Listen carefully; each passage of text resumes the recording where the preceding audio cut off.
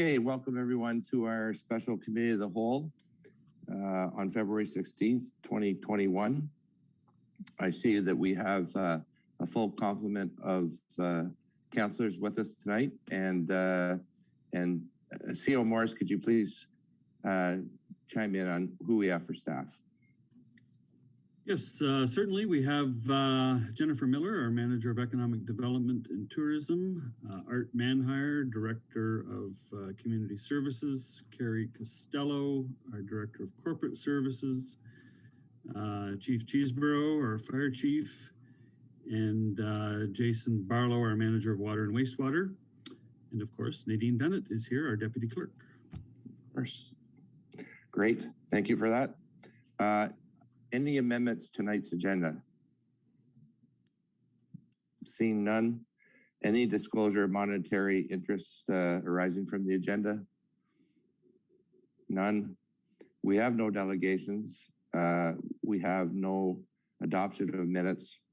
And I understand we have a couple of directors' reports, and I'll start off with the award-winning Director of Economic Development, Jennifer Miller. Thank you, Mr. Chair. So one report tonight, and just so council is aware, we've released an RFP today in order to secure visitor services at the town-owned building in Victoria Park. So as you know, we received verbal notice from Parks Canada this past year that our lease of their property in town is being amended to remove the half of Victoria Park where the campground was. So we're waiting on new lease wording, which should come to council soon. But in the meantime, we need to move forward to ensure we can continue to have guest services for our boaters in the 2021 season.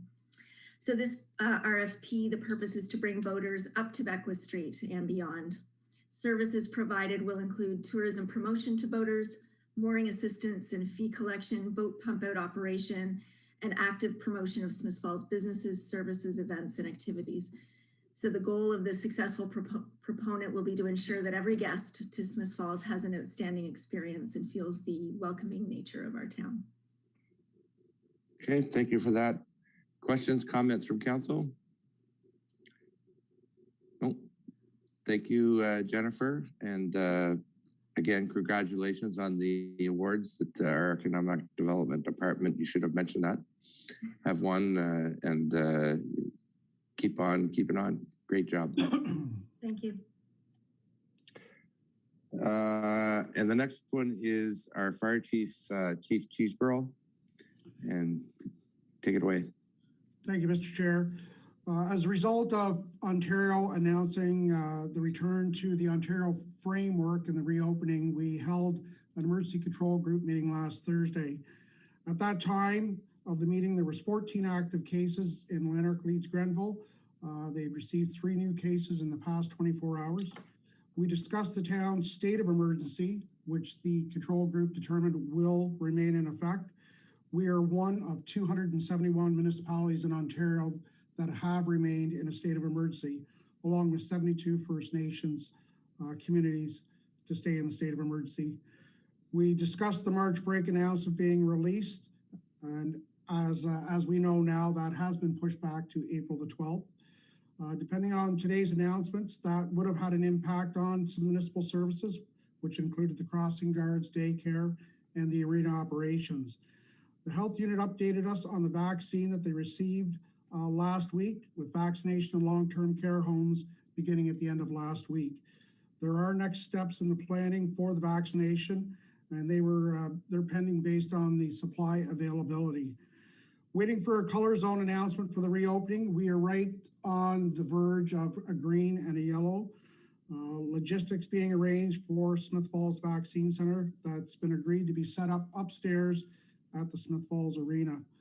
The setup is planned to start on February 22nd with the potential of running through to the end of the year. And again, that's going to be obviously number dependent on the number of people and the availability of the vaccine. This will not impact the users of the walking track.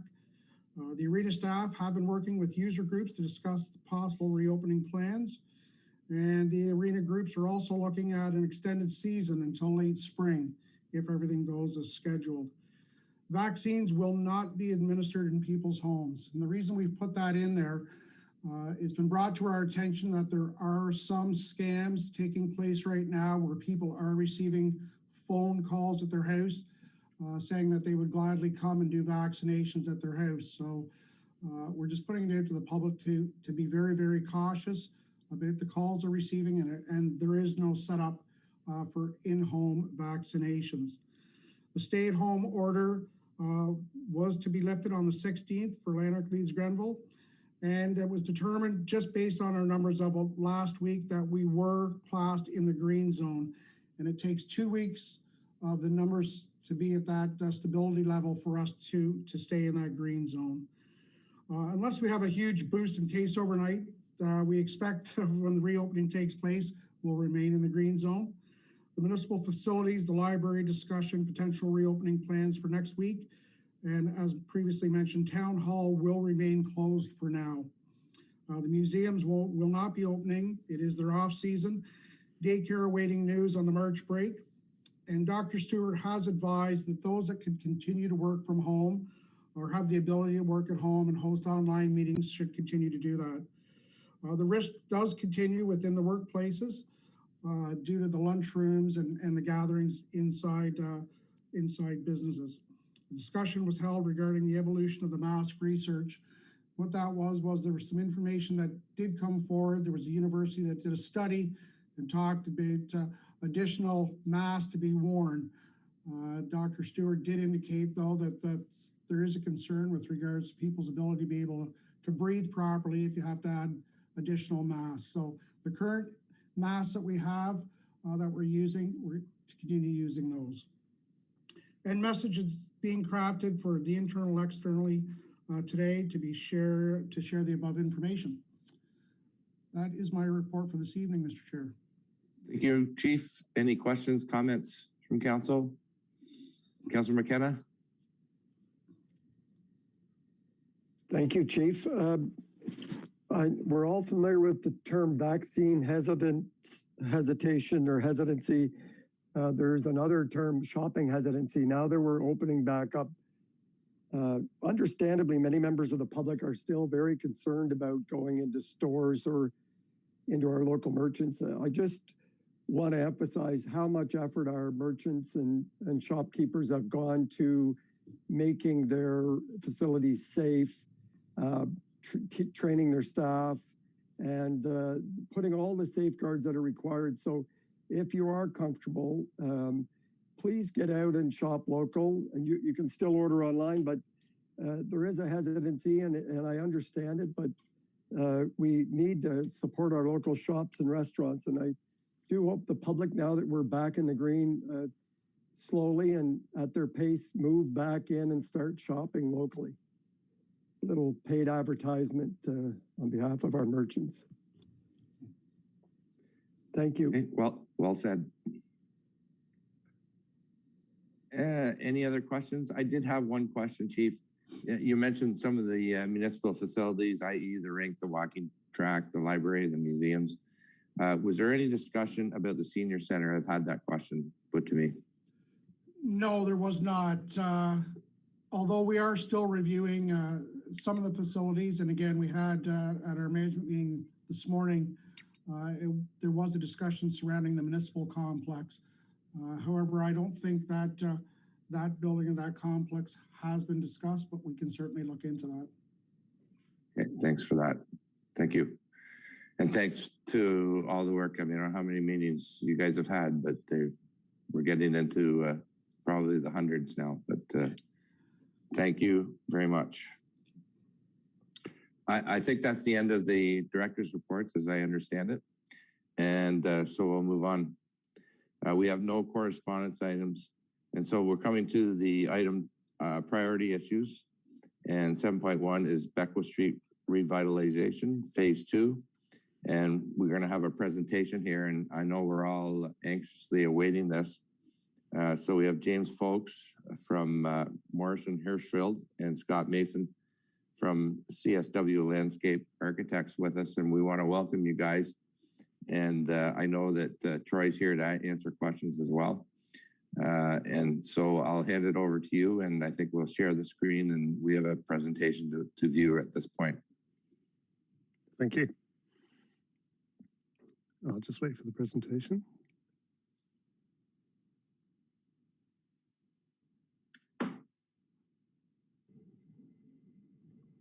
Thanks, Dave. So thank you for the opportunity to attend this meeting and talk about this important project. As you all know, phase 1 of the Beckwith Street revitalization was constructed last year, and that covered Russell Street to Chambers Street. This evening, I'll be presenting the proposed design for phase 2, which covers Elmsley Street to Russell Street. Next slide, please. So I will introduce the phase 2 project team and scope. I'll briefly recap the project history and the starting point for the detailed design. I'll summarize the tasks completed to date and the constraints and opportunities for phase 2. And then I'll present the proposed layout and highlight some key features. And we'll talk in more detail about the gateway feature. And then we'll wrap up by describing the next steps. I'll try and keep the presentation as brief as possible to leave plenty of time for questions and discussion at the end. Next slide. So I'm James Fuchs. I'm the project manager and lead design engineer with Morrison Hirschfield. We've been retained by the town to complete the detailed design for phase 2.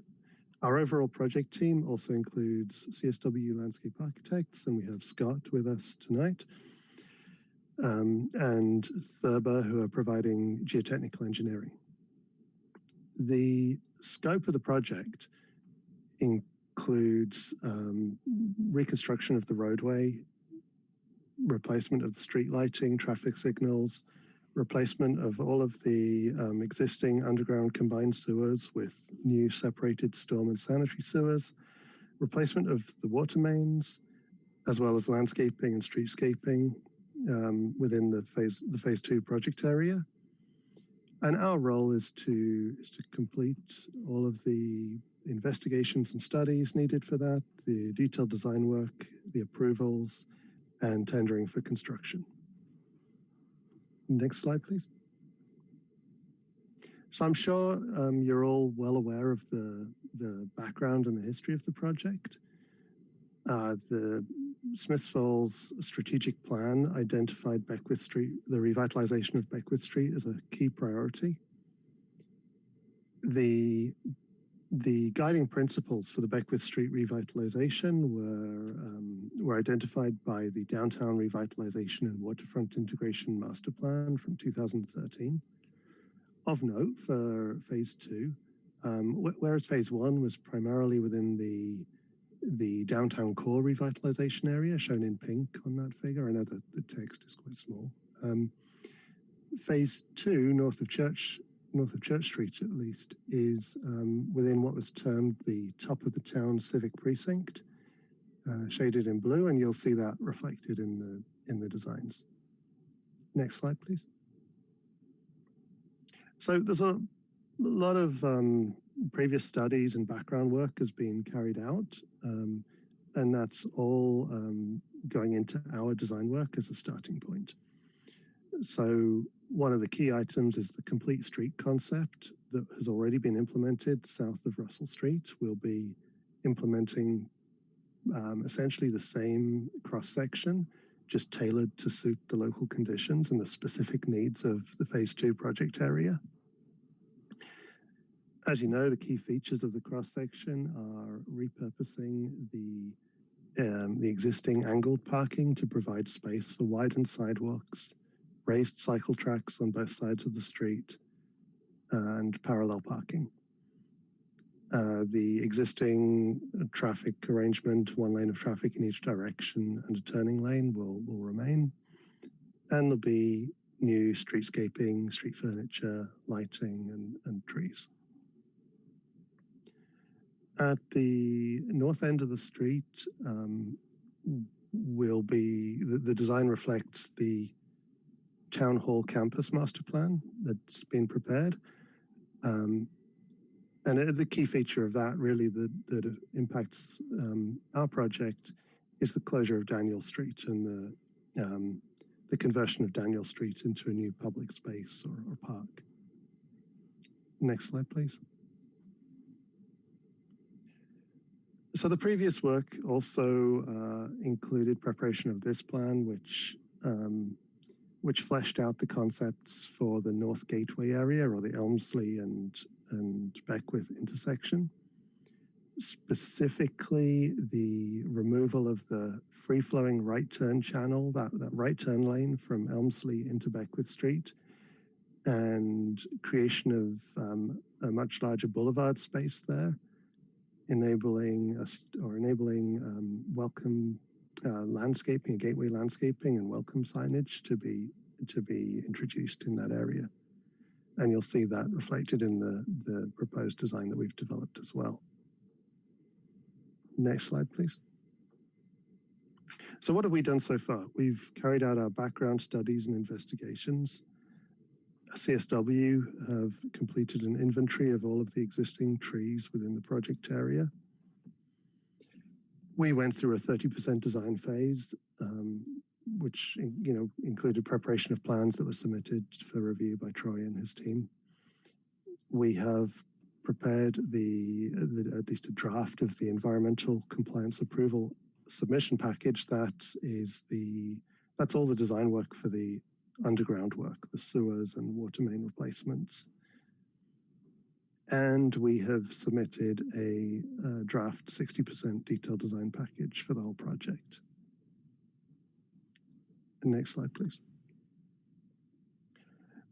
So some of the things that were identified through those background investigations and studies, we confirmed that the bedrock is very shallow throughout the project area. Thankfully, we found minimal soil contamination, despite there being 2 existing gas stations and 1 former gas station, which are often red flags for finding contamination. One opportunity in phase 2 is that north of Church Street, most of the existing mature trees are behind the sidewalk, and we anticipate being able to protect those trees through construction. So I think that's a piece of good news. And obviously a big opportunity of the project is to improve safety for pedestrians and cyclists at the Elmsley intersection, and make that entry to Beckwith Street from the north more welcoming and pedestrian friendly. Next slide, please. So here is the proposed layout for Beckwith from Elmsley to Russell. You can see here all of those features of the new cross section. So in orange, we have the raised cycle tracks that continue through from phase 1 through phase 2. The sidewalks are shown in red there and the parallel parking in blue. There's a few key features that I'd like to highlight. Next slide, please. So firstly, just south of Church Street, we have a pedestrian crossing. Right now, the only safe crossings for pedestrians are either at Russell Street or right up at Elmsley Street. I think it's around 200 meters or more between the two. So to create a more pedestrian-friendly street, it is important to add another location for pedestrians to cross. I understand that previous studies had suggested this crossing be located just north of Church Street, outside the Burger King. From our recommendation, based on the close proximity of the Tim Hortons Burger King entrance and Church Street, is that the best place for this crossing is just south of Church Street, as we've shown it here. This would be a crossing kind of as illustrated in the picture there, with flashing lights and push buttons that pedestrians use to actuate the crossing. Next slide, please. Now up at Elmsley, the free-flowing right turn is removed. The road is narrowed, which will slow traffic, it simplifies the crossing for pedestrians, and it creates a large amount of new space in the boulevard for a gateway feature, which Scott will discuss in a moment. Shoppers are still able to enter the plaza from Elmsley, or Elmsley turning into Beckwith, enter the plaza adjacent to Glen and exit back out onto Beckwith. Next slide, please. We've continued the concept of concrete medians for traffic calming through from phase 1. We've consciously not included a median in the Gladstone to Church block. You do sometimes have traffic backed up entering the Tim Hortons there, and we don't want to do anything that would worsen existing congestion. Next slide, please. And as discussed, Daniel Street would be closed. The intention is that it will be physically closed as part of the construction of this phase 2 project. So the bike track, sidewalk and parking continues straight across Daniel Street. Next slide, please. Okay, and now Scott, if I can ask you to describe the gateway feature. Absolutely, thank you, James. We looked at the space at Elmsley, right near the cul-de-sac where Glen Avenue is, and we have this great opportunity where we have created a larger landscape space. And in looking at that landscape space, we're able to accommodate pedestrians' desire lines in moving across Elmsley Street by adding an extra sidewalk. And this has created an interesting area and a real node at the corner here that allows for some different opportunities for gateway features.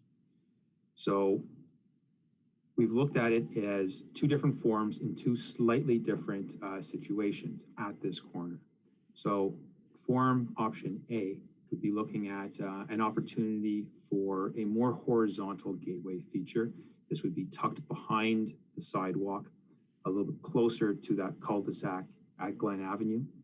And it lends itself to a lot of positive aspects, being as a large footprint that allows for lots of visibility, opportunity to wrap that corner so there's maximum views, and it picks up on lots of sight lines. A lower horizontal type of gateway feature lends itself to signage, the ability to put some form of a message text sign on it.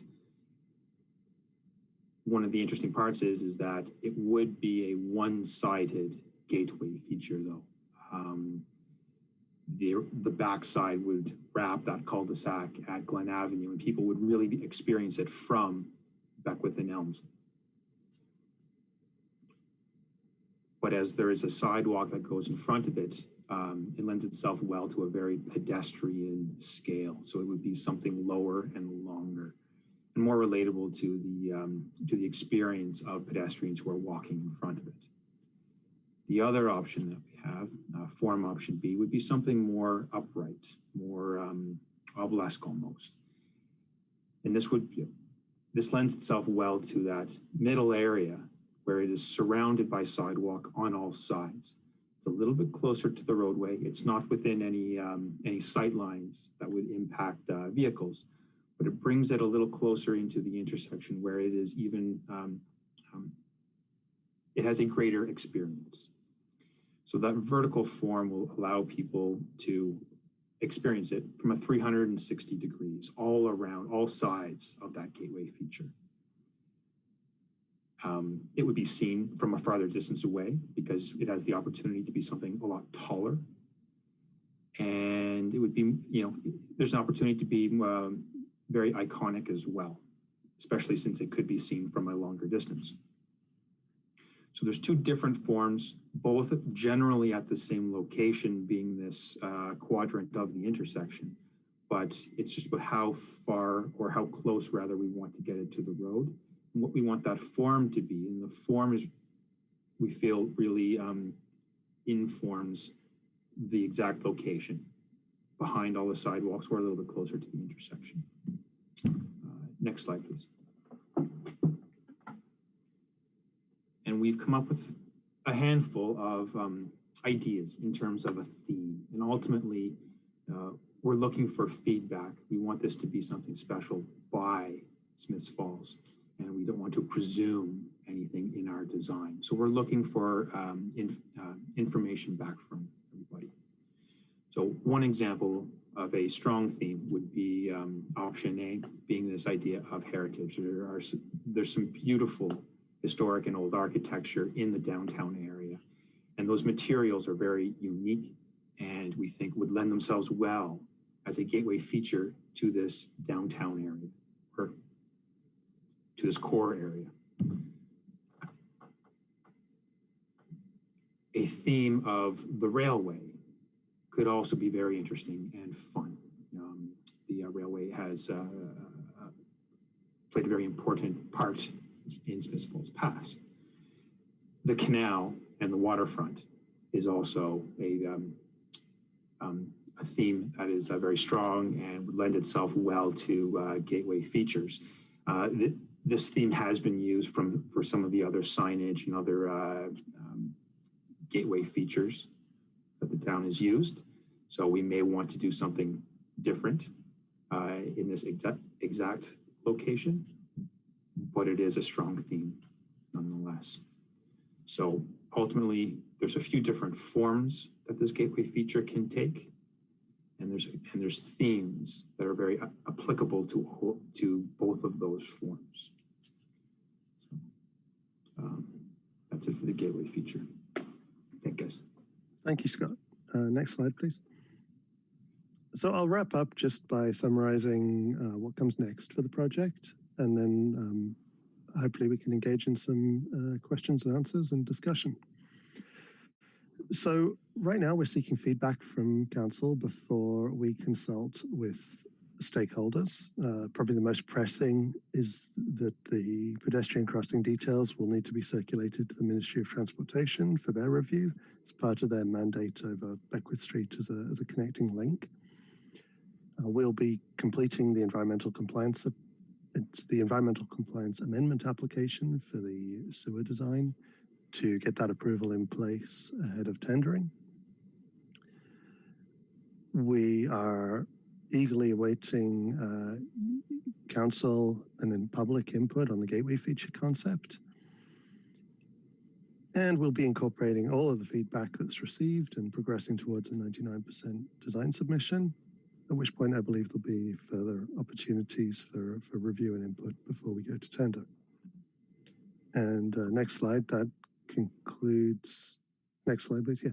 That concludes my presentation. Thank you very much for your time. And please fire away with questions. Okay, thanks gentlemen. And we can, yeah, we're back. I know we're going to have some questions, and so I'll open the floor to my colleagues to raise their hand, please. Councilman McGuire. Thank you, Mr. Chair, and yeah, welcome James Scott. Thanks for getting involved in this project. It's I used to dread these meetings, and now I'm really looking forward to this one. So thanks for all the work you put in so far. I have three main comments to make tonight. The first is for the placemaking feature. I'm wondering if a better location for that might be at the point where the library is. It might get more of that kind of 360 coverage that was brought up with the idea of having that a statue or something iconic in that sense. And I think that free-flowing right-hand turn lane is a lot less important when we're going from Beckwith onto Elmsley than Elmsley onto Beckwith. When it comes to the placemaking feature, I think it's going to be really important that we've got this triangle that's kind of defined by what the placemaking feature we're looking at on the Lombard Abbott intersection. We've got the Elmsley Beckwith, and then I'd say the third corner might be the Jasper Brockville. That's the section with our two most important assets in town. It's our downtown, and it's our Rideau Canal. So I'm hoping that the placemaking can really be geared towards that kind of branding, and not just, you know, we've got the welcome to Smith Falls when you come in, you get the welcome to Smith Falls when you come by the sign with the lock door on it, and just not another welcome to Smith Falls coming into that downtown core. I'd really like to see it take into account some kind of you know, something that looks great at night, something that looks great in the day, really incorporates the water. I think the Rise at the Falls branding has been really successful. There was a lot of consultation that went into, making that branding a part of our community, and that's why I think the community's embraced it so strongly. So something that kind of takes those images and gives us that physical monument where you could take a picture in front of it. The two concerns with the design I have are with the cycle tracks and the free-flowing right-hand turn lane. I think for the north end of town, in my neighborhood up here, we've got that intersection's a difficult place to navigate on a bike. I think there's a real advantage if we could get those cycle tracks to go through the intersection. It's going to connect to the rail trail. It's going to connect to Highway 15. It's going to connect to Highway 43. I know in one of the draft cycle plans, we've got some kind of a bike lane on Elmsley Queen Street to connect Cornelia to Tweed. And I really think it's important to get that connection. If it's going to be a transportation network, it's got to connect to the other end of things instead of just having it end abruptly there. The other thing is with the free-flowing right-hand turn lane getting removed from, if you're coming up from the hospital going on to Beckwith, it's the shape of that intersection is an X shape versus a T shape. And I'm worried with the X shape of the intersection, there's not good visuals to traffic that's coming from Beckwith Street North.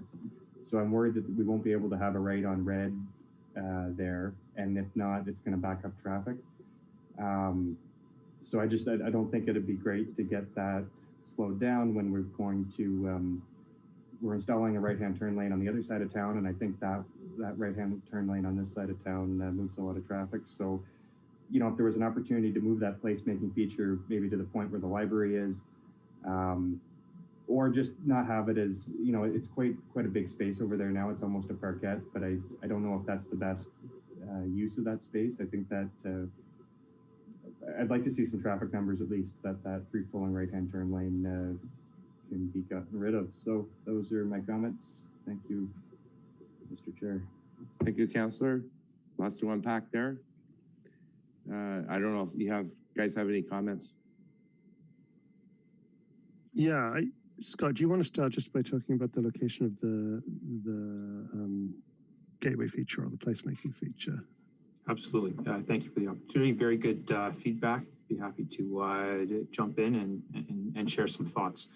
So that southeast corner where the library is, there is a monument that is currently there.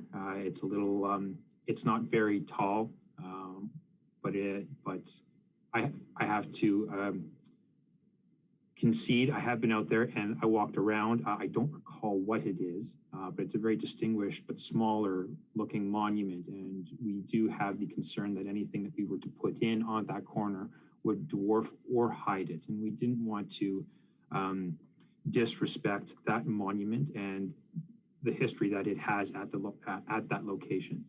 There is a nice mature tree on that corner as well. We think it is an asset at that intersection, and with the amount of trees that are being removed through the project, we do like to minimize any impacts that are not otherwise absolutely necessary, and it is a healthy tree. Anything that we were to do at that intersection, being a point in the landscape where all the roots are, would have a significant impact on that tree, which is very visible at that intersection. One of the other considerations that we took into account when traveling south on Beckwith, when you stop at that intersection and you're looking south towards the library there's a series of traffic poles that are accommodating overhead wires and signs and traffic arms and whatnot.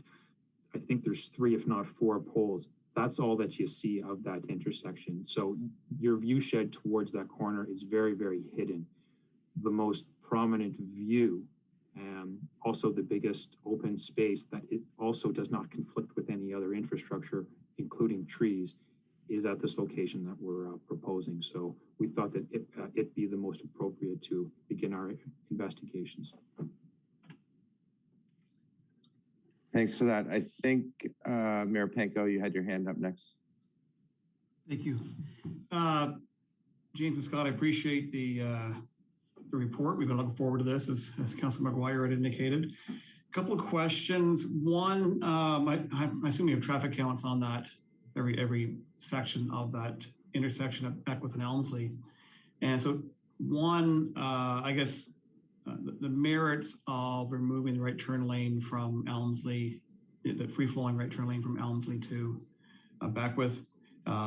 Post-construction, based on the current model, will there be a right on red there?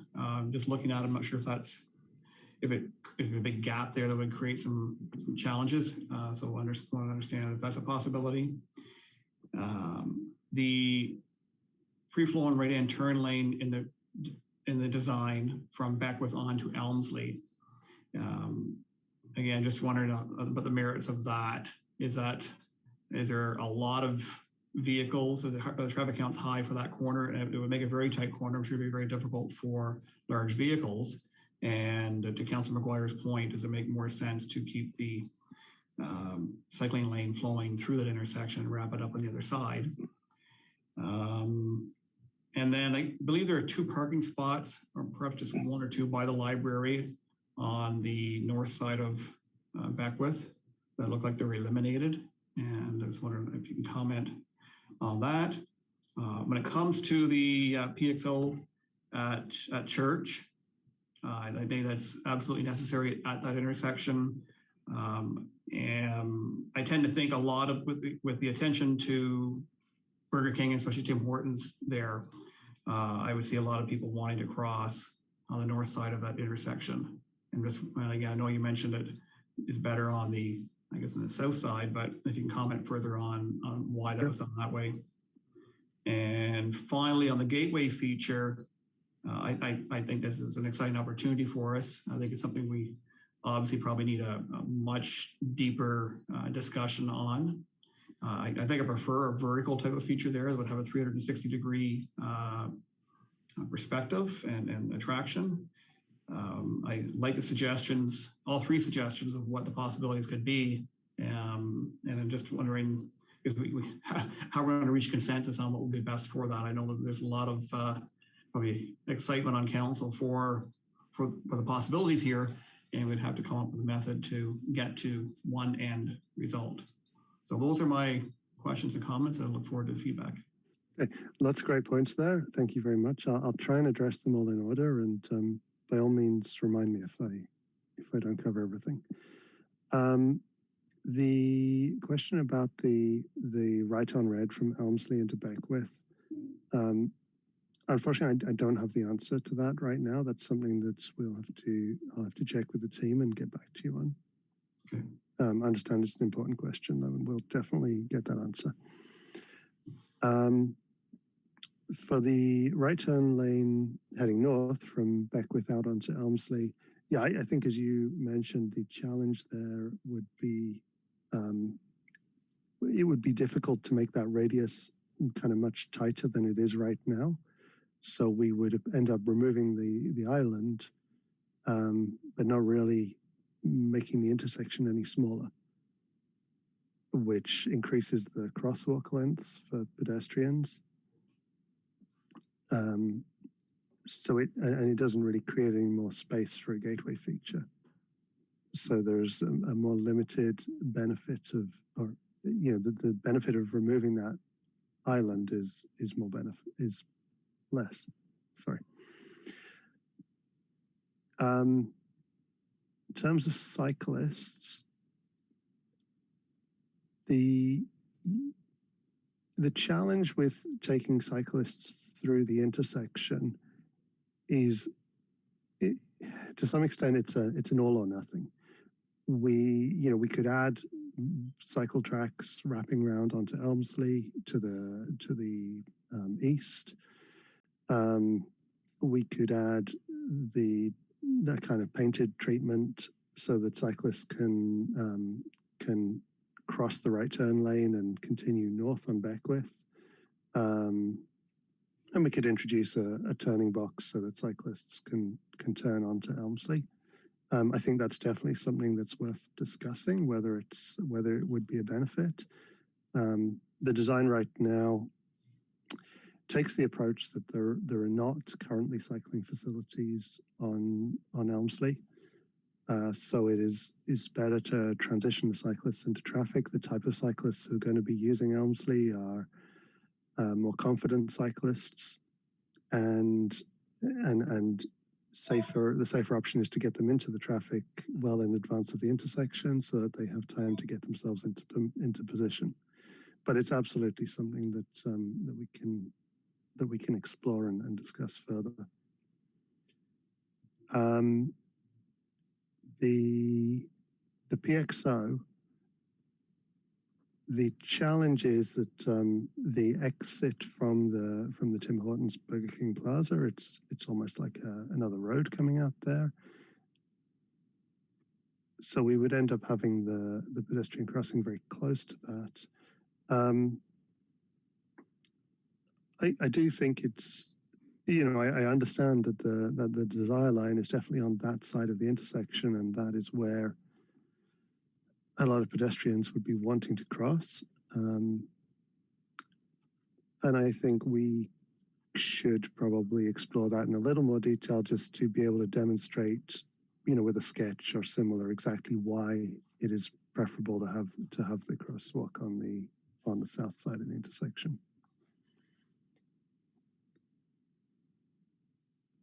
Okay, thank you. Did I cover all of the road? Anything else, Sean? The parking by the library. Oh yeah. The gateway feature. The parking, I think we've taken the parking right up to because we extend the parking across the closed Daniel Street, which takes the parking more or less up to where the right turn lane splits off. Mm-hmm. So really there's not space for another parking spot right now, just with the way that the road has been reconfigured and fitting in the bike track there. We do create, some extra parking there with the closure of Daniel Street. That would be the trade-off, yes. Yeah, and that's green space, I assume, then at the end of the parking lane. Yeah, we show a little area of green space with one tree in it there, and it's really just where that right turn lane is starting to peel off. So we can't really add a parking spot there just because you need that separation from the parking and the right turn lane. Okay, thank you. I think, Councillor Allen, you had your hand up. Yes, thank you very much. I read this with great interest, and I'm looking forward to this getting started. I'm very interested in the Town Hall campus plan. It's something that we've talked about for many years, and I really look forward to that becoming such an important feature in our downtown. I was just curious, you said that we're going to have the crosswalk on Church. For many years, we've had families complain that it's very difficult to get across to the library. And considering we're going to have parking on that side, it might not be as big a problem. But is there a reason why we're only having one on the street was one of my questions.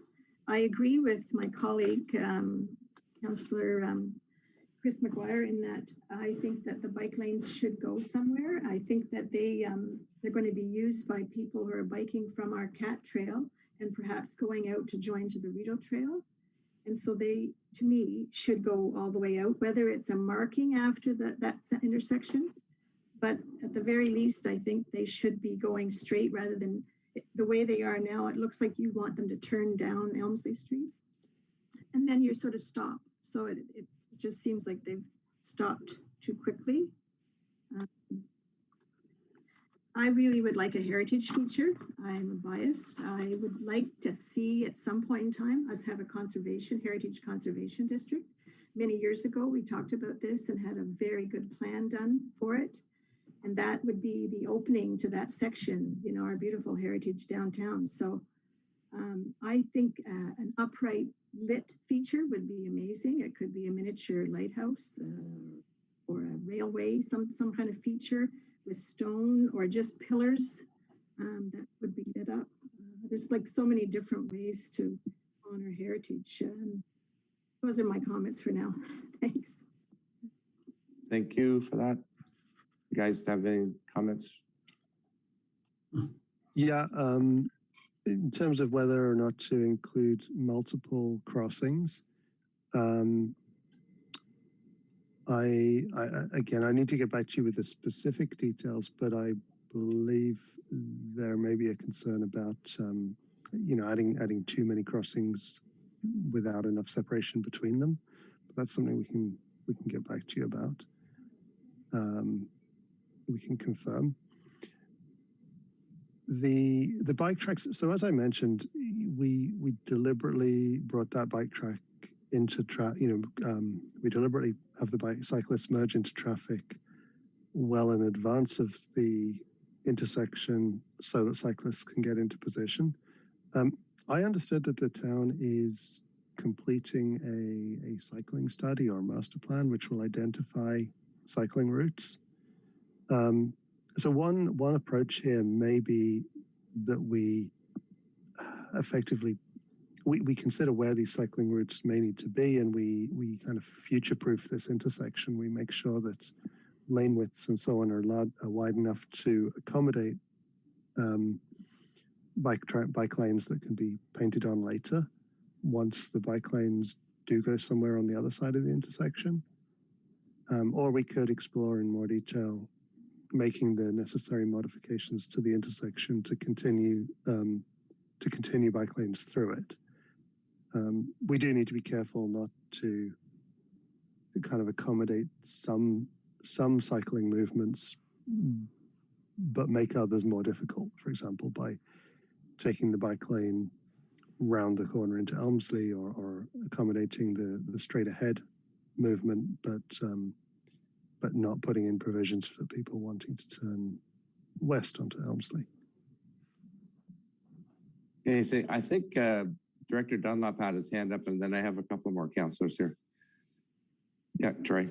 Thank you, Mr. Chair. I just wanted to just remind the committee that when Parsons did the original environmental assessment, one of the key tests we did look with their team at all the intersections and opportunities for crossings.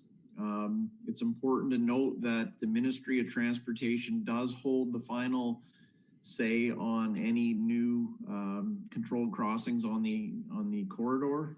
That's within their Connecting Links mandate. So the discussions with the ministry did identify there was an opportunity in proximity to church.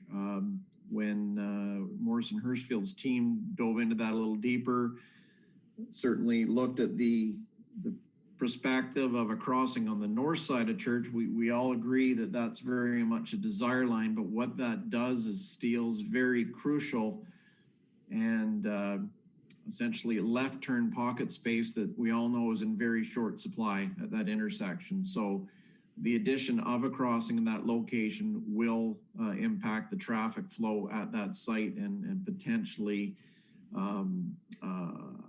negatively impact the through traffic. So again, James had mentioned the team can revisit that and perhaps do some sketches, but I just wanted to provide just a bit of history on that background work by Parsons. So thank you, Troy. I think Councillor Dwyer is next. Thank you, Mr. Chair, and thank you, gentlemen, for the presentation. A lot of my points are points that other councillors have hit on, so I'm not necessarily looking for a response from you, but I'll provide my endorsement to their opinions as well. I'll start with the sign option. I think having a gateway sign is a great opportunity for downtown, and I think it's a great opportunity for us to make use of Speak Up Smiths Falls. Not unlike the popularity we had in people submitting names for our lovely town swans. I think people would love to get behind this idea. I personally think an obelisk is a little too trendy and a little too pop-up. I don't want to see a monolith that looks a little dated in 6 months when that trend goes out of fashion, but I will leave that to the greater people to decide. I do think it's important, however, that we make a decision about whether or not this is going to be a gateway to downtown Smiths Falls and thus place greater appreciation on the opinion and input from the DBA versus the town as a whole. I think right now we find ourselves blessed in that both our marketing campaigns dovetail quite well. DBA went through extensive public imaging and public marketing research, and they've come up with a very nautical theme, which matches our nautical theme for the town as well. So I think staying on trend with that would be appropriate. But I think it's also something that, you know, if there's a will from the general public to set ourselves apart as a railway town and really embrace that at this point, then I think that warrants consideration. At the end of the day, it's really just public art, you know, and it can say a lot of things without saying anything. So I think it's a great opportunity to at least engage people and get them excited about what's going on downtown. I know we've talked a lot about eliminating the right turn lane. I have some pretty serious reservations, and I think before we're asked to make a final decision about that, Troy, I think council would probably appreciate some more input on that. Stats about, you know, negative impact from changing the traffic patterns, what that's going to do for large trucks turning, whether or not this is something that we're going to be asked to look at down the road as well. This isn't the only place that we have a directed right turn lane. The other prime example is the one at Beckwith and Lombard. So if this is something that engineering standards are just moving away from, I'd like to understand why that is and what the impact of that could be. Otherwise, if there isn't really reasonable engineering supported justification for why this makes the most sense, I'm not inclined to make the change just for the sake of making the change. I do worry about the geometry around that intersection, especially with heavy pedestrian movement. So having that little island for people to recess in, to me is an asset. But I think I'd like some more information before I'm asked to make a final decision about that. I too share Mayor Pankow's point about moving the POX to the north side of Church Street. I just, from using downtown, I see that as the more high traffic area. And again, if there's no engineering regulation that specifies why that can't happen, I think it's wise based on local condition to consider the north side rather than the south side of the intersection. I get that we can't have one closer to the intersection at Elmsley and Beckwith, and I'm not interested in arguing that out any further. We've explored that, but I do think moving it just kind of 10 meters up the road, I think that makes a lot more sense. On the cycling infrastructure, I appreciate Councillor McGuire's points about having it funnel through the intersection, but I looked at, knowing that he was going to raise this point because he usually does, I took a look at the geometry and how the bike lane has been kind of tapered in and out at the existing intersection at Russell and Beckwith.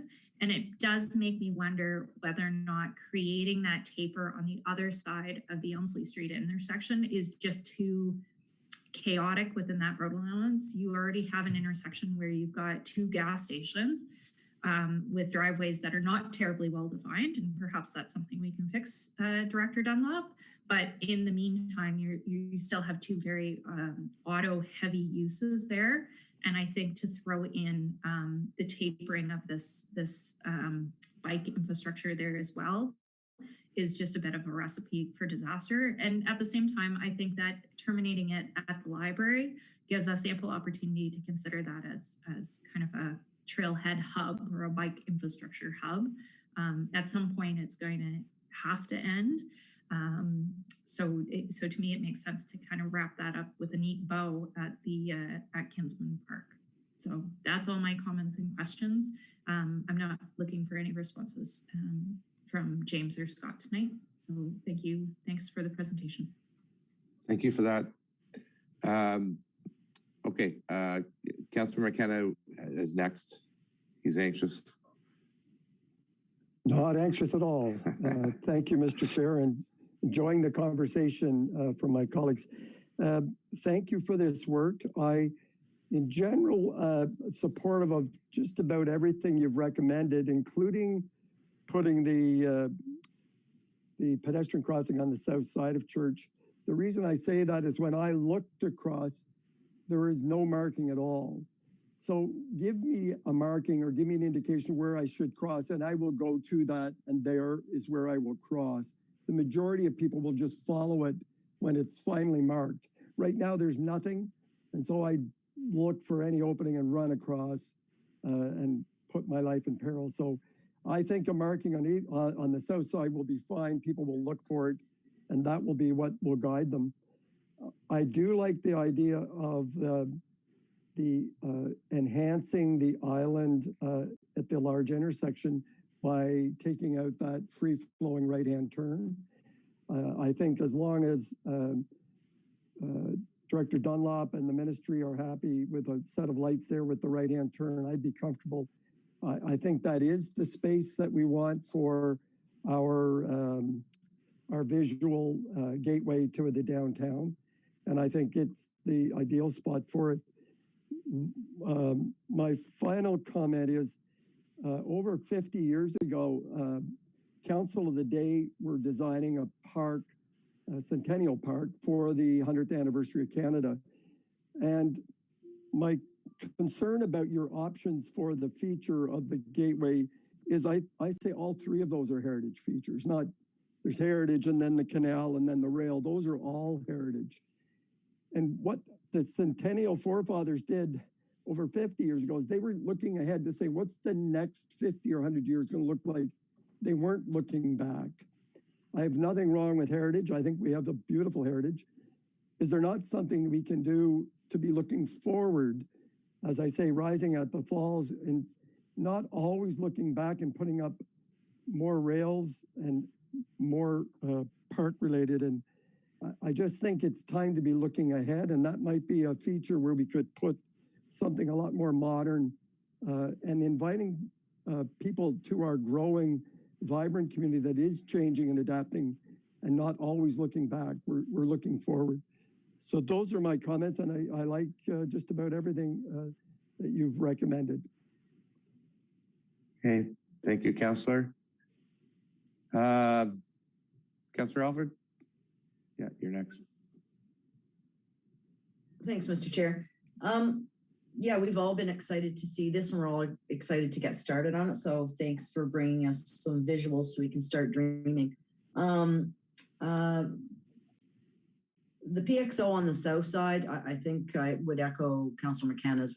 When people know where to go, then they will use that. And I think it does give all the traffic in and out of Burger King and Tim Hortons more room to move. It can get very, very congested there, as you've probably noticed. With regard to the cycle tracks, I agree with Councilor McGuire. I would like to see if there isn't a way that we can set up for the future. Are we going to accomplish all that cycle stuff in the next year or two? Most likely not. But if there's a way to position it so that it can be more easily carried out when we get to that point, I'd love to see that, because it does serve as a connection point between the OVRT and the Cataract Way Trail for people coming from Ottawa, Carleton Place. So if there is a way, I'd like to see if we couldn't find it. And with regard to the gateway feature, I'm more of a horizontal fan than I am a vertical fan. I'm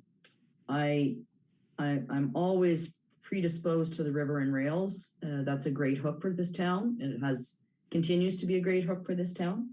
From the DBA's perspective, I'd like to see something that says, welcome to downtown Smiths Falls, or welcome to downtown, or something that doesn't say welcome to Smiths Falls. And for most other things, I think most of my colleagues have covered off some of the same concerns I would have. With regard to the south turn, free-flowing south turn, I also would like a little more information about how that would work. And I don't know what that monument is at the, perhaps not off the top of my head, do I know what that monument is without going to look at it? Sorry, and maybe Lorraine has that answer, I think. It's one of our cenotaphs. It's been used in our Remembrance Day service forever. I thought that might have been what it was. So you're right, putting a gateway over there where, well, I might have thought that was preferable. I think you've been very sensitive to the fact that that would not probably be something that we would entertain in the long term. So thanks for thinking of that. Other than that, I'm excited to get started on it. Excited to hear what the public has to think of some of the things, particularly the gateway and some of that stuff. Other than that, more of I'm excited, more involving for people. But no, I think that a PXO is a good idea too. We didn't get one at William, and for good reason. But I think this is an opportunity to put one here. That's it. Okay, thank you for that. I'll just make a couple of comments, and thank you, fellas, for coming. And you know, as you've probably heard, you've got you know, 6 councillors and a mayor, and you've got different opinions from everybody, of course. And it's a little bit subjective about what the gateway is going to look like, and what theme it's going to have, and hopefully we can go to the public to get some input from that. On the PXO, I don't see a big problem with on the south side of Church. It's only across the street, and that needs to be incorporated. I think it's important to get pedestrians across the street. You talked, and I'm going to say this. I mean, with the right turn flow at the top of Elmsley, I think that's needed. But, and just, you know, thinking out of the box at the top of my head, did we ever consider a roundabout with a gateway feature in the middle of it? Is that doable?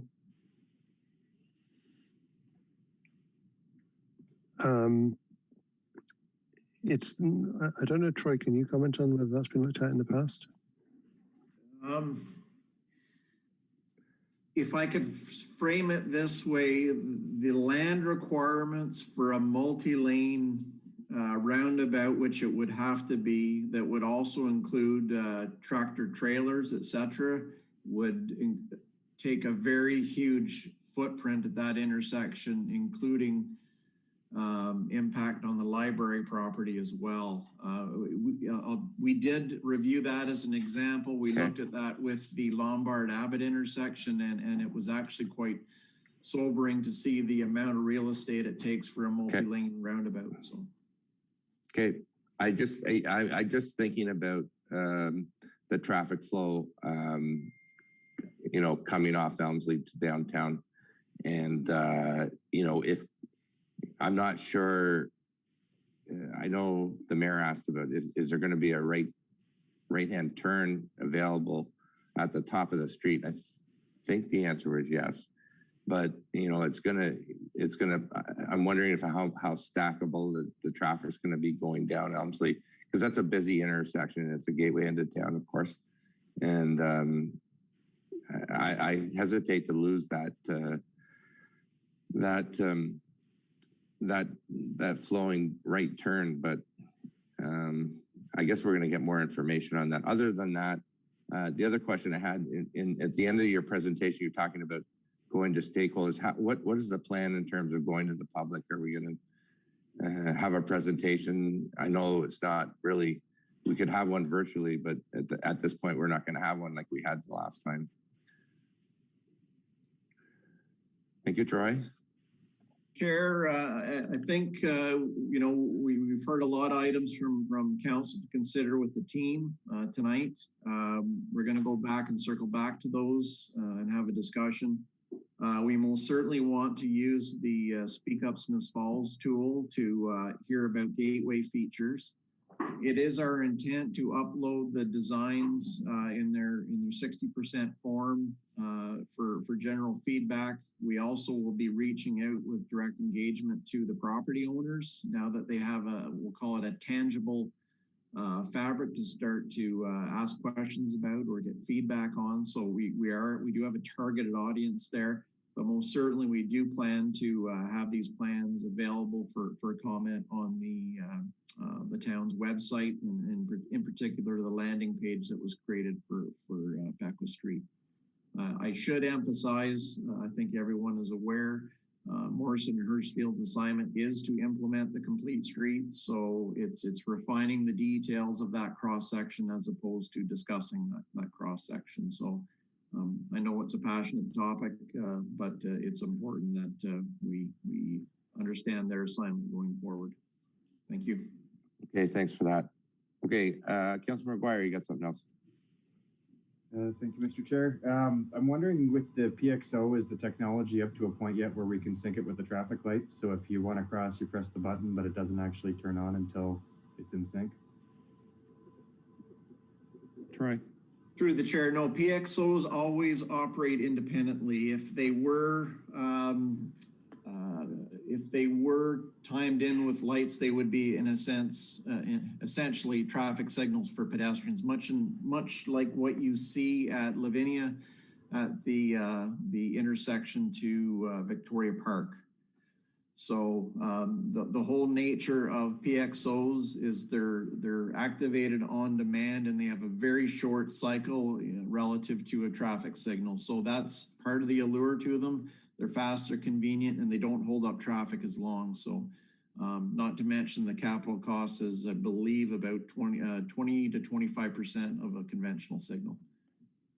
Thanks. And is there any opportunity to reconfigure the entrance to the restaurants on Beckwith Street between Church and Gladstone to get that entrance off Church and close that in to keep that traffic backup from even happening on Beckwith?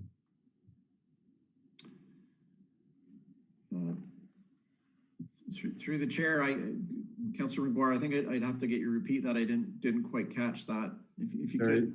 So right now we've gotten an entrance to 2 restaurants off Beckwith Street, right across from the town hall.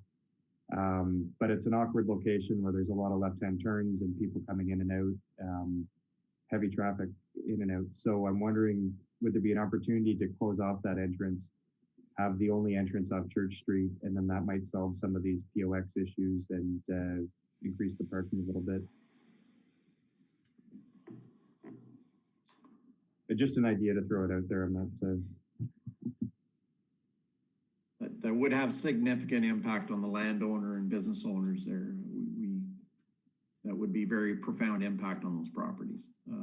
Needless to say, we can certainly revisit that. Okay, thank you. I think Mayor Panko, you had your hand up there. Yes, thank you. I appreciate the challenges with this intersection being, I guess, an X rather than a T, and right turn, a free-flowing right turn lane is not at a 90 degrees. So just back at the proposed right turn lane from Beckwith onto Elmsley, I guess one question would be could right turns be, considering how tight that is, considering the challenges for pedestrians, and having to have a traffic island there to permit that, could it be an intersection where there's no right turn onto Elmsley permitted? If it was extended out, it would be wouldn't be a traffic island for pedestrians. It would be simply through traffic. So that's something that's even possible or could be considered.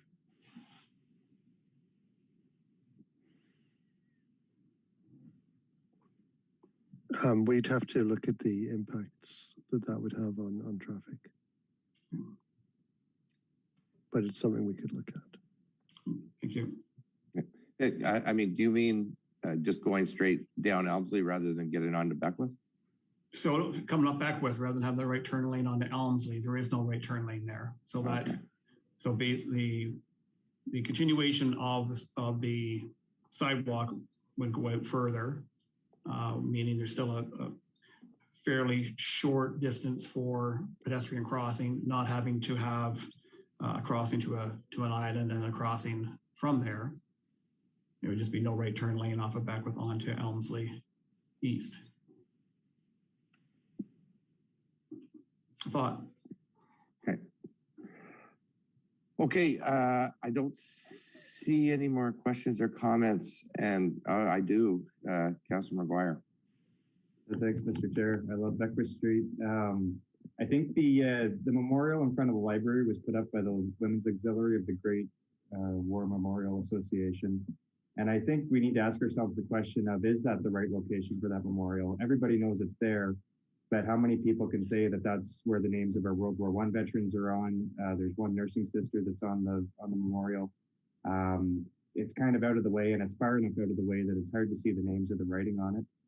When we're asked to look at the town hall campus, we're being asked to look at this whole property as a system. And now that we're going to have Daniel Street closed and we're going to have this really connected park space on the other side of the library, maybe now's the time to put a concrete pad down somewhere where it is more accessible, where people can see it, and it is a true memorial instead of just a symbol.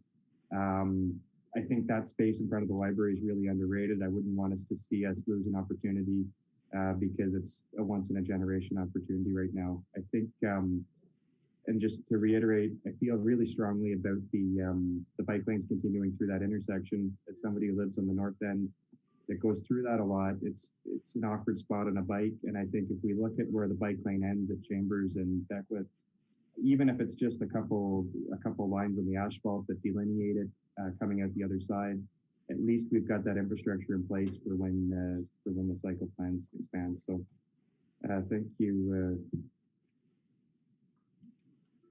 Okay, thanks for those comments. I mean, in my view, moving a memorial like that, it would entail a serious conversation with the Legion.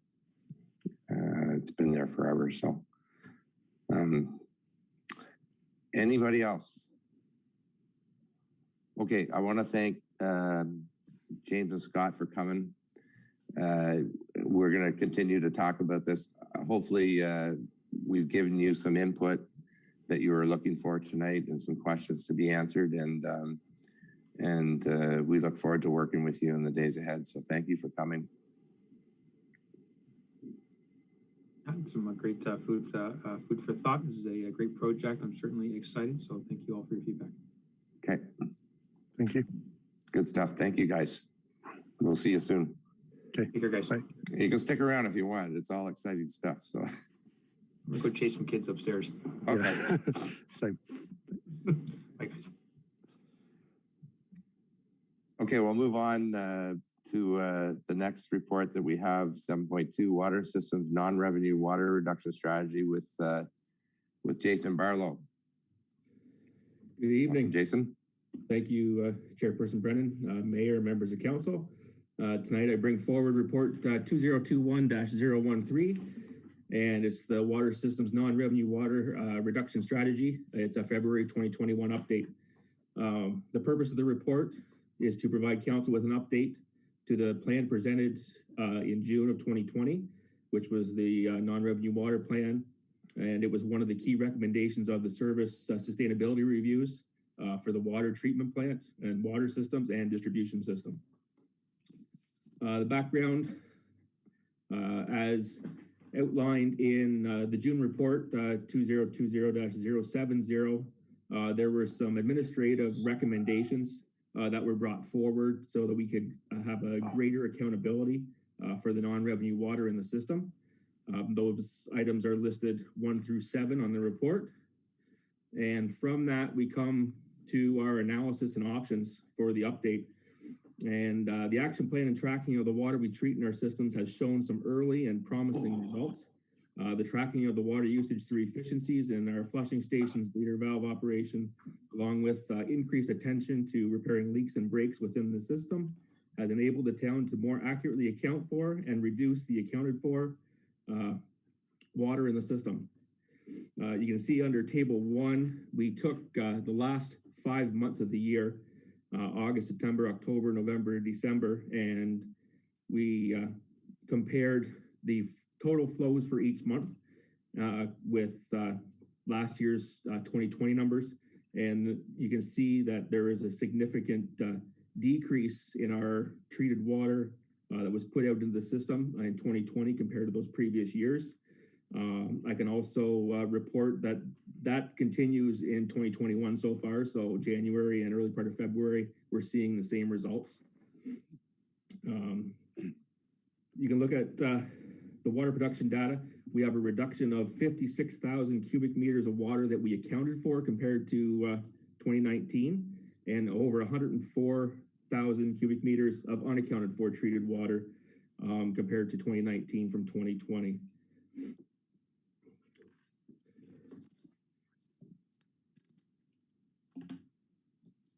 So within the report, we turn back to the infrastructure leakage index, which is the ILI, which is a more comparable value for different municipalities and easier for us to track year to year, because the percentages can stay the same even though your water flows decrease in the system, just because of the corresponding relationship between the two.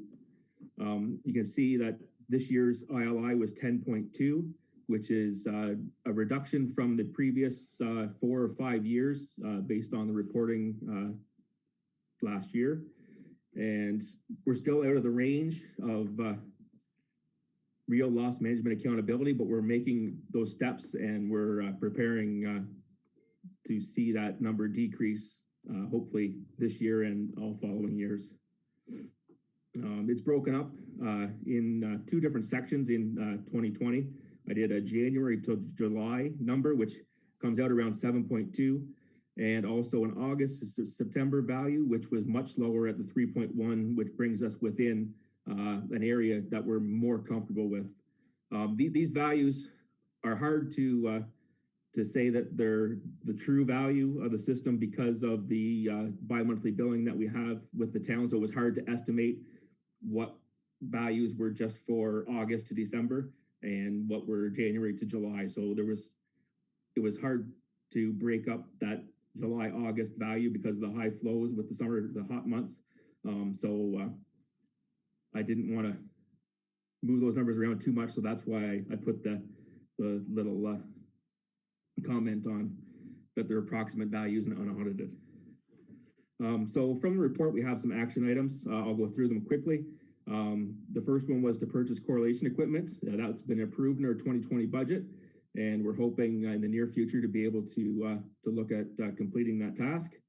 The second one was proceed with an active leak detection program, prioritizing the reduction of non-revenue water. So there's been more communication now between the 2 areas of the plant and distribution so that everyone knows what everyone else is doing and kind of where our flow rates are, where we'd like to be, so that everyone is on the same page. Number 3, we were to establish a capital plan for upgrading the water meters in town, and approved in the budget. We have now a budget line for capital water meter replacements. This is a multi-year program, so it's the start of the year, start of the program, not start of the year, and hopefully we'll be able to target some of the trouble meters in the system this year, and then move forward with the program for the corresponding years. Number 4 was to create an inventory of the private systems that use water for their fire flow testing. We started the inventory with our large users, the areas that we are aware of the water that's used, to make sure that their systems are operating correctly and they're following the required fire codes. So we have been able to better account for the amount of water that they're using in their systems. And then number 5 is implement a procedure to ensure that the town accounts for location, duration, and approximate volumes of water during our water main repairs and other operational requirements. So this was just an in-house cleanup to be able to make sure we have procedures and the forms to the appropriate people so that we can better account for the water once a main break gets called in and we know how long that period was, so we can estimate how much water was lost in that period of time, so that it's not unaccounted for, it's actually accounted for water. And then we can see based on timelines on repairs, if we should look at fixing things in a more expedited fashion, or if what we're doing is something that we can control and we're comfortable with in the system. Number 6 is develop priorities with the installation of our flush stations in place of the areas where we have the uncontrolled bleeder valves right now. We have 2 locations that are earmarked for the 2 stations we have left. in stock, and they're hopefully going to be installed sometime in the first part of 2021, depending on weather and conditions in public works. And number 7, the final, is to review the water bylaw and recommend any required changes. So we have a plan in place to have that reviewed and updated this year, hopefully in the first half of the year. Second quarter is kind of the timeline that we're looking at. So this strategy is a working document, and annually, so next February, I'll come back with another report to tell you how we did in 2021. And that we have the ability to ensure the efficiencies can be strived for, and that we can better control our non-revenue water that's generated within the systems. So that's the report. If anyone has any questions or comments. Thank you, Jason. Excellent. Any questions, comments from council? Councilor McGuire? Thanks, Jason. This was an interesting one. I really liked the audit report. I'm wondering, out of the flushing stations, we've got the 387 500 meters cubed that we're spilling. Do we know what percentage of that is going to be eliminated when communities are built and the lines are fully used to capacity, and what percentage of it's just an aspect of the way our system's been designed? There hasn't been a program or project put in place specifically for each one, but we have added those items to our capital list for future redevelopment or repurposed areas. Some of them are older infrastructure, which needs to be replaced at some point in time, and that's why the water is reducing its quality. So hopefully with those, we'll have a better number in the future on what that number is. But as you can see, like that's 75 or 80% of our accounted for water. So that's why we need to make sure that those are prioritized in the capital plans moving forward. Great. And a follow-up to that one, now that we're getting these hydro guards that are, sensing what the chlorine concentration is, I'm assuming, do we know if it's 20 milligrams, or it needs to be 20 milligrams a liter when it goes into your tap? What can it go into a water course at, or do we have an opportunity to infiltrate the water so we're not treating it after we flush it? There is options for dechlorination because we cannot have any water chlorinated go directly into the river or the collecting system. That's why all these are directed right now to the sewer system because we have no way to dechlorinate and ensure that we're not going to impact the receiving streams. Like I said, there is a possibility for future stations to upgrade to that type. But with the numbers we're having now when installing these stations, I think the better value is to add these to the capital items and have the systems refurbished that way. Is infiltration an option at any of these sites? Not that I am aware of. I know there's been, not that I know of, there's been no studies completed. Like Troy's got his hand up there. Yep. Go ahead, Troy.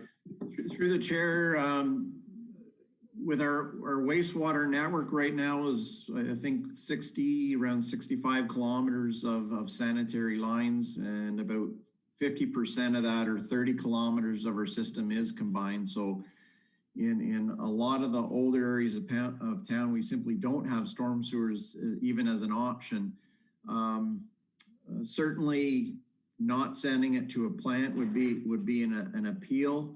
Operationally, obviously, it's got to be pumped, it's got to be treated. It adds volume, it takes away from our wastewater treatment capacity. But if you do dechlorinate, there's certainly some serious environmental impacts if any of those dechlorination efforts fail. And that's, we would be very concerned about what the corporation's risk might be. But in short, very few locations that we have bleeders is there a storm sewer even available. And in terms of infiltration, again, winter months, they still have to run. The ground's generally not conducive to take any infiltration as well. So some challenges, but certainly each site has its unique characteristics that have to be looked at. Well, great report, Jason. It's a huge success story, and hopefully it'll be on the front page of the paper sometime to show it off. It deserves to be. Councilor Mckenna.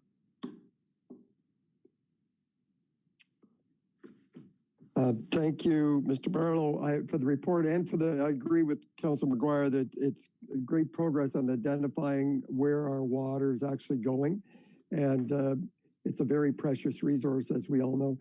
On your action item number 5, if I could just get a little clarity on that. So I can understand if a pipe breaks and it's leaking and then you find it and then you fix it. You don't necessarily know how long it's been broken, but something tells you it's broken. Or then there's repairs that you do know. You go in and you shut the water off, you make a repair, it's proactive. So are you mixing them together in number 5? Is it both emergency repair, because that one would be difficult, but the other one you should be able to know we've shut the water off, water consumption goes down till we turn it back on again. We know the size of the pipe. Is that what we're talking about? It is a combination of both of those areas with the water main breaks themselves. Once we get the call in for the water main break, that's kind of our timeline when the break started, and then we know when the repair is, so you can estimate the amount of water loss based on the pipe and the pressure and the break that was on the piping. With the other areas, with the leaks or any other areas you're repairing, it's harder to kind of estimate that starting time, but once you realize there's a problem, that would be the timeline commencing for our accounting for the numbers, if that clarifies that. Okay, thank you. Thank you. Mayor Penko? Thanks, Jason. This is really encouraging. When go back a couple of years ago, we had the report of how much non-revenue water we were missing out on. It was astonishing and very disappointing to see real major progress made in a relatively short period of time. Cost savings, I guess, obviously more environmentally friendly. We're not using as many chemicals and all the benefits, but can you quantify just, I think for public consumption, I guess, I mean, it looks like we're going to be reducing our overall consumption by 1.5 million to 2 million cubic meters a year, I would think, somewhere in that area. What would the average home use in a year? Any idea? I'm not 100% on the town. I don't know if Troy has that information on what the usage is per capita. I remember I had the dollar values from cubic meters treated in some of our summer reports, but I've never done the per capita volume usage. Troy? Through the chair, I wish Janet was here. She'd know the number. I know it's part of our presentation materials for our water and wastewater budget. Those numbers are in there. Again, I can't say it off the top of my head, but the average account was reported in the budget package this year. So certainly there's a benchmark number there that we can reference in terms of what we're recovering for future growth. Well, I guess even if you look at roughly 4,000 homes and 200,000 cubic meters a month, we can do the math from there. But I guess it's significant. I know I got a pool, 60,000 liters of water thing in my pool. That doesn't even, it's a drop compared to what we're saving. So anyway, great work and look forward to seeing the numbers on an ongoing basis. I think we'll continue to see that non-revenue water number shrinking. That's the plan. Yep.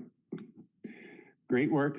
I agree with what everyone said. I think that this is going to come forward we'll accept this report at the council meeting upcoming. Am I right? I think Nadine, yeah. So that's great. We'll move on. We have no in-camera, and I'll entertain a motion to adjourn. Moved by Councillor Dwyer, seconded by Councillor McGuire, that the committee adjourn its proceedings at about 6:30 and stand so adjourned until the next duly called meeting of committee meeting. So we're adjourned, and we'll take 5 minutes. We'll do 5, and we'll come back for our council meeting.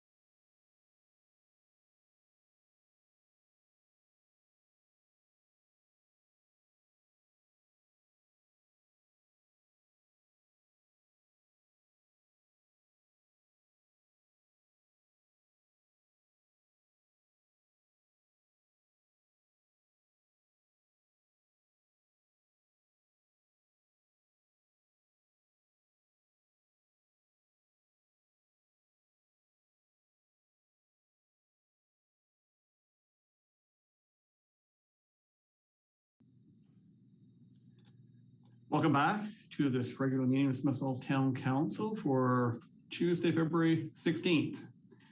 A couple of announcements from me this evening. We're pleased to move obviously from lockdown to green today. The province's COVID-19 response framework.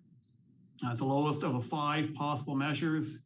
This is a prevent stage of the framework that reflects much broader resumption of activities.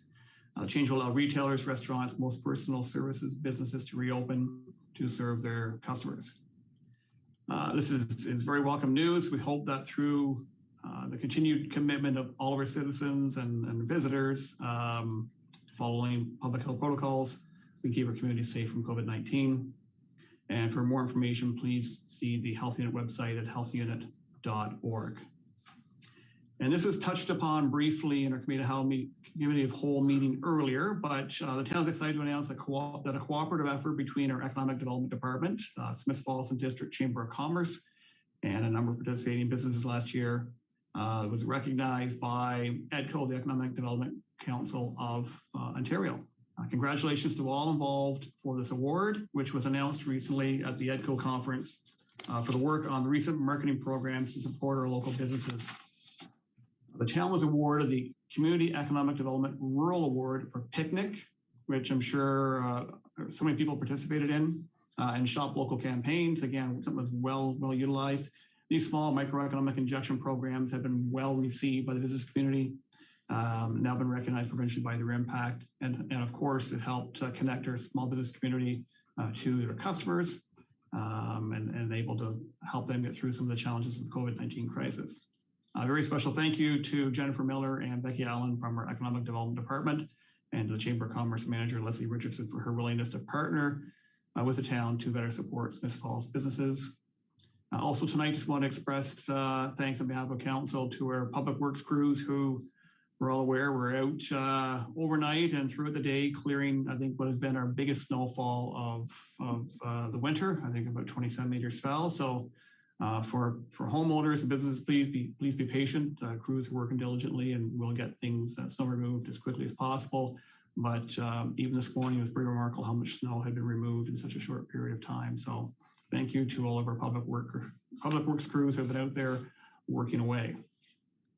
I'll ask for disclosure of monetary interest. I see none. We have no delegations. We have no adoption of minutes. Reports. Anybody have a report this evening? Show my hand. Okay, Councillor Allen. Yes, Your Worship, just the library report, an update. Karen did something for our staff just to have a look at a comparator. So comparing January 2020 to January 2021, our ebook circulation in 2020 was 970 and is this year 1,150. So we can see people are using our ebooks more. Our book circulation was down a little, but not that much. And we're planning to reopen. We have a safety plan in place, and we're looking forward to being able to have the library open. We've been doing curbside pickup, and I think people are getting used to picking up at the back and dropping off there. We had a logo contest that I told you about a few months ago, and we have had our adult cards made with our new logo for the library, and these cards are being given out now to people. We're currently working on hiring our head librarian role. We had a number of good candidates, so we're going to narrow that down, and we're starting, I hope, interviews this week and finishing next week.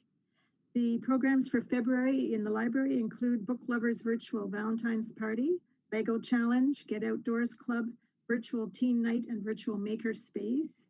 And our make and take kits are still being very well used and popular. And that's all for tonight. Great. Thank you. And Councilor Mckenna, you had your hand up too? Yes, thank you, Your Worship. I wanted to report to my colleagues under the public watching about the Lanark County Council, which Mayor Panko and I represent on the Community Services Committee. And the Community Services Committee met last week. And of course, really important information coming forward regarding housing in Lanark County. Mayor Panko and I raised the issue in January during the budget talks. And the warden and the rest of county council are in agreement that there is indeed a serious housing crisis in Lanark County and across the country. And an action plan moving forward. There's 3 special meetings of the Community Services Committee that the public can participate in through Zoom and Lanark County. Those dates are March 10th, March 24th, and March 14th. And they'll be focused all 3 on trying to remedy or mitigate the impact of the housing crisis on the residents of Lanark County. So we look forward to participating in those. The second item, which I believe came up in the Community Services Committee, I hope it did, Mayor Panko, otherwise I'm cutting into your work on the Corporate Services Committee. But the county has, and I'm sure many employers, including the town of Smith Falls, have had now almost a year's experience of significant numbers of employees working from home. The lessons they've learned, the county, and they've surveyed all their staff and managers, including the clients receiving services or the public receiving services. And they've said that there's probably great opportunity in changing the way they do business.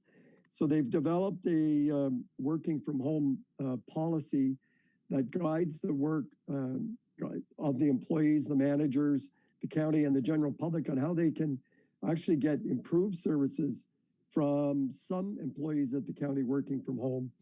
That policy is very robust and well researched, and I would encourage all municipalities and other businesses who haven't adopted one yet to take a look.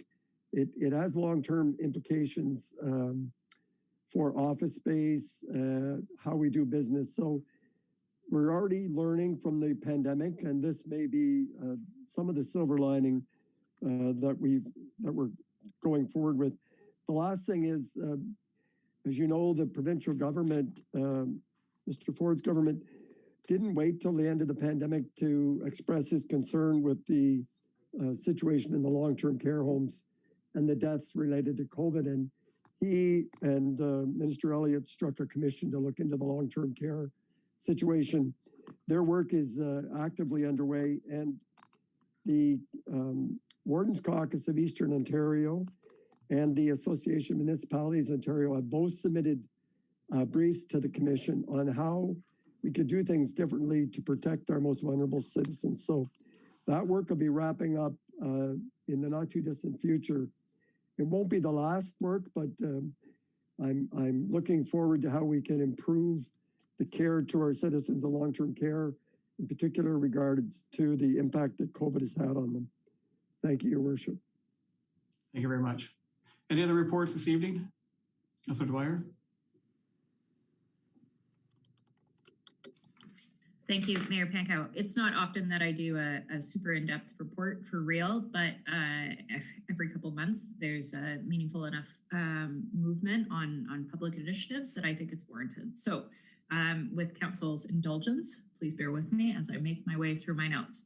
So first of all, REAL is working on a very exciting project called D-Pave Initiative. D-Pave projects are projects that take paved landscapes and convert them into green space. It's pretty much as it sounds. Our staff and board members at REAL have been active in engaging in specific training and education programs about D-Pave programs, and have been working collaboratively with Art Manhire on a municipal project where we will pilot this. So the idea at this point is to take Daniel Street as part of the closure and undertake, yeah, Lorraine's excited, undertake a D-Pave initiative to turn it into landscape green space. So we're really excited. It's a great initiative for REAL to be taking on. It fits their mandate nicely, and hopefully with the success of this project, we'll be able to get endorsement to do other projects. I know that REAL has looked at other possible sites, most of which have been municipal. But if anyone in the community is listening to this and can think of other potential sites, possibly privately owned, where the private property owner would be interested in engaging, I'm sure that REAL would be happy to talk to those proponents. So we are also preparing for our rain barrel and compost program. COVID be damned, we're going ahead with safe precautions in place. The program is slated to be in the works for pickups in May, date to be confirmed. So I will, closer to the date, confirm what the weekend will be. But residents looking for more information about the rain barrel and compost programs can talk to Real directly or alternatively email me and I can make the connection. We are also looking at community garden plots. We saw great uptake last year as part of COVID. And so again, we're looking at engaging residents and renting out community garden plots at Real. Residents who are interested in reserving a space should contact Real shortly because the spaces do go relatively quickly. Important message, we are no longer collecting coffee pods. These are the not reusable, disposable coffee pods for your Keurig or Tassimo coffee makers. So if you have some, make sure to drop them off before March 31st, which will be the last day that we accept coffee pods. The store will be reopening as part of the green clearance that we've received from the health unit. And Real, as always, highly encourages residents to make use of reusable masks, cloth masks, rather than the disposable kind. I'm sure it comes as no surprise to anyone these days that the amount of waste generated from PPE is astronomical. You see PPE these days littered everywhere. So any chance that we have to make use of reusable masks is one that we highly encourage. The last update we have is that one of the projects that Real has been working on in collaboration with the town is to renew their lease arrangement with the town of Smiths Falls. So our lease has currently expired, and the building that Real occupies right now is a rented space to the town of Smiths Falls. There are several upgrades that are necessary that were identified by the town as part of the building asset management work that was undertaken last year. So CAO Morris, in consultation with CAO Morris, has committed to engaging with Real sooner rather than later to discuss their leasing arrangement. And hopefully we can come to some long-term understanding for use of the property.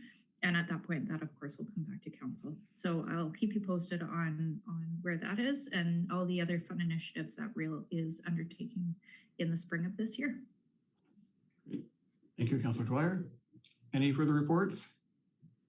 Okay, moving on to our bylaws. Councillor McGuire, you're up first. Thank you, Your Worship. Moved by myself and seconded by Councillor Dwyer. I'll pull it up here. Oh, sorry, I've got the wrong agenda. Just a second.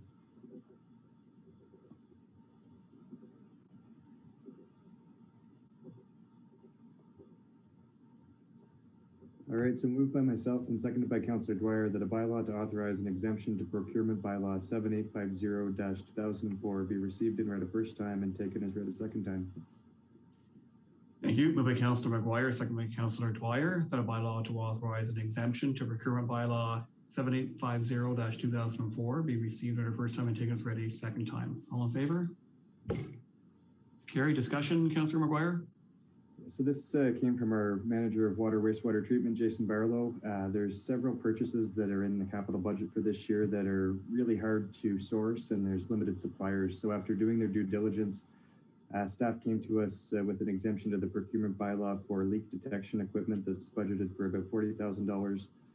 Win 911 software for $20,000, sludge tank mixer $25,000, and a wet well pump rebuild at $25,000. By approving this exemption, it'll speed up the procurement process and hopefully get us better value for our money. Thank you. Any further comment? Need a third reading, please. Too many tabs here. Moved by myself and seconded by Councillor Dwyer that a bylaw to authorize an exemption to procurement bylaw 7850-2004 be now read a third time and finally passed, signed, sealed, and numbered 10213-2021. Thank you. Moved by Councillor McGuire, second by Councillor Dwyer, that a bylaw to authorize an exemption to procurement bylaw 7850-2004 be now read a third time and finally passed, signed, sealed, and numbered 10213-2021. All in favor? That's carried. That's it for our bylaws. Lorraine, you were up with our first motion. Yes, moved by myself and seconded by Councillor Alford, that Council of the Corporation of the Town of Smiths Falls authorize a one-time payment of $111,325.26 to the County of Lanark, representing their share of the Small Business Advisory Center reserve balance, and further that the remaining balance be maintained for future needs. Thank you. Discussion, Councillor Allen? Yes, the Small Business Advisory Center Reserve Fund was a reserve fund that existed for many years, and it helped that program delivery. But the Town of Smiths Falls and the County of Lanark contributed to the annual operation costs funds, and therefore they could use it to their discretion. Surpluses now for that reserve fund are no longer permitted by the ministry, so the withdrawal of the funds to the Smiths Falls Business Support Program has, we've given our share to the county, and that way the amount that's left for us, we can do what we will with potential needs that we have. Thank you. Any further discussion? Okay, moved by Councillor Allen, second by Councillor Alford. The Council of the Corporation of the Town of Smiths Falls authorize a one-time payment of $111,325.26 to the County of Lanark, representing their share of the Small Business Advisory Center reserve balance, and further that the remaining balance be maintained for future needs. All in favor? That's carried. And Councillor Mckenna, you're up next. Thank you, Your Worship. Moved by myself and seconded by Councillor Alfred, that Council of the Corporation of the Town of Smiths Falls receive report 2021-009, detailing the results of the 2019 and 2019-20 Ministry of Environment, Conservation and Parks water system inspection as prepared by the Manager of Water and Wastewater Treatment. Thank you. Discussion, Councillor McKenna? Yes, as the public know, municipalities in Ontario are creatures of the province and have many regulations. One of them is that we report annually on our under the Safe Drinking Water Act, not just to the government, but to the public. So it's a very transparent process to ensure that our water that we're delivering to our customers is safe and being carefully managed. There's an inspection process that happens. The ministry comes in and does the inspection. And this report is a result of that inspection. And it's interesting to note that of all of the municipalities in Ontario that do manage wastewater, or pardon me, drinking water systems, that the majority of them are compliant in 90% or more on a regular basis and on a routine basis. And Smiths Falls is no exception to that. Thank you. Any further discussion? It's moved by Councillor McKenna, second by Councillor Alford, that the Council of the Corporation of the Town of Smiths Falls receive report 2021-009, detailing the results of the 2019 and 2019-2020 Ministry of Environment, Conservation and Parks, in brackets MECP, water system inspection as prepared by the Manager of Water and Wastewater Treatment. All in favor? Carried. And Councillor McGuire, I believe you have the last motion. Thank you, Your Worship. Moved by myself and seconded by Councillor Brennan, that Council of the Corporation of the Town of Smiths Falls receive report 2021-013, Water Systems Non-Revenue Water Reduction Strategy Report as prepared by the Manager of Water and Wastewater Treatment. Thank you. Discussion, Councillor McGuire? Yes,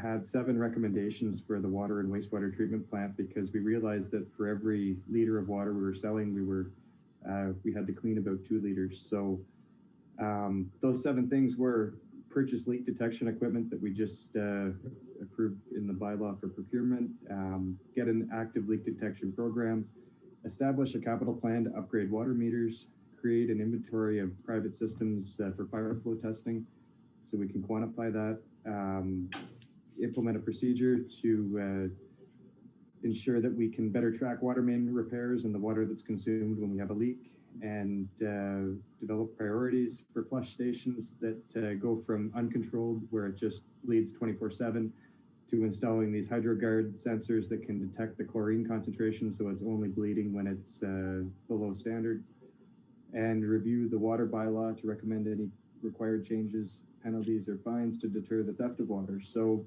we're still working on a lot of those, but Jason's done some great work so far, and it's really interesting to see the, if I can bore you for 5 more minutes, the ILI is the, what do we got here?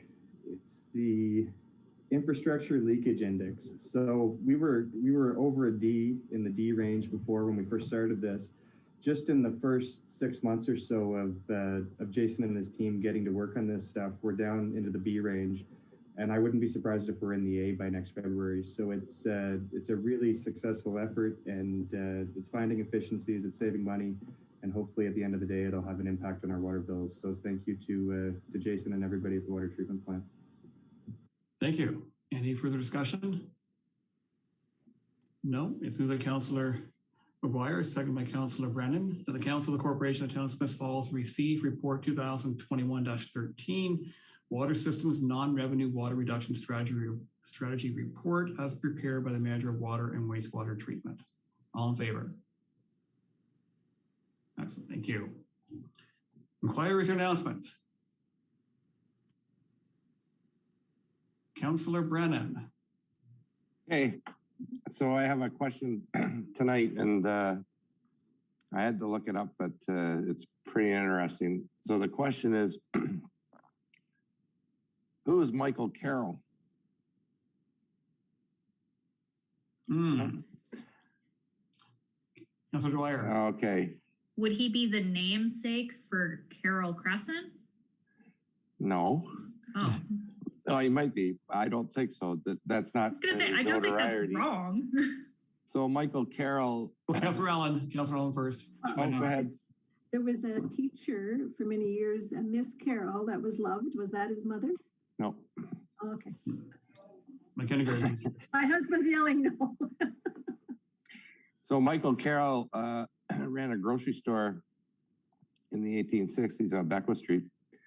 And there was a vacant lot beside his store, and he used to store supplies there. And the owner of that lot, this might give it away, his name was Jason Gould. And he took a big issue with that. And so to stake claim to the lot, he built a small shack of a particular type of wood, which I'll not mention. A mob knocked it down. The riot act was read, and like one of the three little pigs, Gould rebuilt, this time in brick. And the building stands to this day, despite a possible plot to blow it up during its construction. The Fort local Hemlock. paper named it Fort Hemlock. Yes. Correct. And the Latin on top of it says "Jus vincit," which is justice triumphs. And as we all know, that is now the Lockmasters Tap House, which is co-owned by our new DBA member, Rob Dobson. Well And done. can I just, for Councillor Dwyer's benefit, Carroll Crescent, Percy, and John Street. Percy Joint was the man who originally owned that, and Carroll is, as Lyra Street, are named for his family. And back to Fort Hemlock, if it wasn't for the efforts of, I understand, a number of women with stones in their stockings, we may have had the largest mass casualty event in the history of the town. Okay. Motion for adjournment. That was Councillor Alford, please. Thank you, Worship. Moved by myself, seconded by Councillor Dwyer, that this council adjourn its proceedings at 7:01 and stand so adjourned until the next duly called meeting of council. Thank you. Oh, Councilor Mckenna, you have something further to add before we... If someone's going to carry the torch next week on the trivia. You were volunteering. Thanks. Good. Yeah. Peter? I feel like he who raises their hand. Sure. Okay. Moved by Councilor Alpert, second by Councilor Dwyer. This council adjourns proceeding at 7:01 p.m. and sends civil adjourns the next duly called meeting of council. All in favor? We are adjourned. Good night.